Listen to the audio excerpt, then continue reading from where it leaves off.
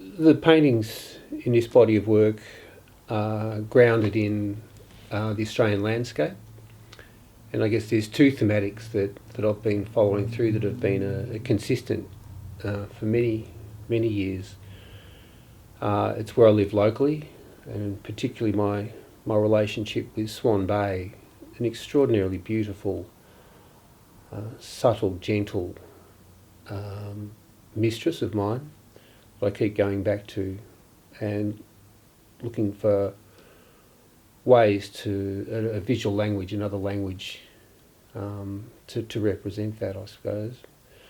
I think with Swan Bay, it's about space, it's about subtlety, it's about just this almost aching beauty of Swan Bay that I'm drawn to all the time. But there's also a kind of a truth in it. It's intangible, but it's there. You know, it's there. There's something about it that I'm just drawn to constantly. And as for the works that would maybe be called landscape works, there's something.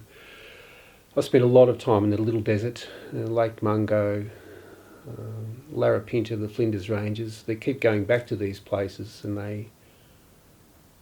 they speak to me of something that's true and grounded and real. And it's like working in the garden with your hands. It's like getting your fingernails covered in dirt under your nails. There's some semblance of truth that can't be denied about these places, and they're also extraordinarily beautiful too. And again, the challenge with this body of work is to continue to push myself to find new ways of representing these landscapes, these images, really. I guess when I'm out in the bush, I'll often do things that will shake up my perception of things. So the common thing I might do is just eat goji berries for 3 or 4 days while I'm working, or just drink a particular sort of herbal tea, or the last time most recently in the Little Desert I was detoxing on this weird liquid stuff and just eating spinach for 4 days.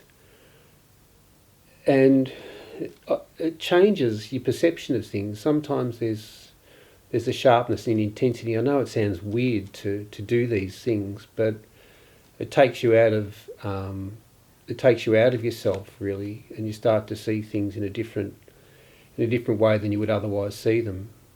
And it helps those sort of, they're not extreme behaviours, but they're behaviours that just shake up your perception. Like I might try and deprive myself from sleep or food, or dare I say excessive alcohol, or those things help.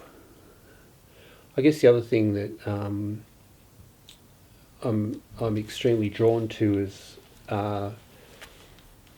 colour, really. These earthy colours, or the blues of Swan Bay, or the sky and the openness of these landscapes. They hit your eye, and your retina they sort of just a direct vault to your central nervous system in some respects, and sometimes you don't quite even know what the painting is about. It's hard to get a sense. It might be of the landscape, it might not be of a particular place, but it's of the Australian landscape or a body of water in and around Australia. But the thing that really often hits you most of all is the colour initially, and then your eyes sort of soften and travel around the image, and it takes you on a journey. I guess the other thing with that is that my work is not, I wouldn't call it abstract, but it's not representative in a cliched sort of way. So you can look at a painting of mine and hopefully be able to go back to it endlessly and keep seeing other things in the picture. So I guess I'm encouraging people looking at my work to use their imagination. And lots of people interpret many different things from my work, and and I'm very excited by that. And I suppose just one other thing is that beauty is it's not overly popular in academic art circles, but beauty is something that it's hard not to represent beauty of these places that I spend time in. They're just beautiful. They're quiet. They have space around them. They have interest. They have subtlety and nuance. But I keep coming back to just the sheer aesthetic pleasure of the work itself, really. The COVID-19 virus, it's very sadly devouring the world. And it relates to probably homeless people and elderly people who I think are particularly at risk. And in some ways it seems rather trite to be talking about art. I'm not quite sure how all that fits in, but I guess all I suppose I wanted to say, if you do live somewhere and you have elderly people in your area, it's important, I guess, that you keep an eye on them. Make sure you engage with them appropriately and look out for them. And the same I would say for anyone that's homeless. I'd suggest they're particularly at risk.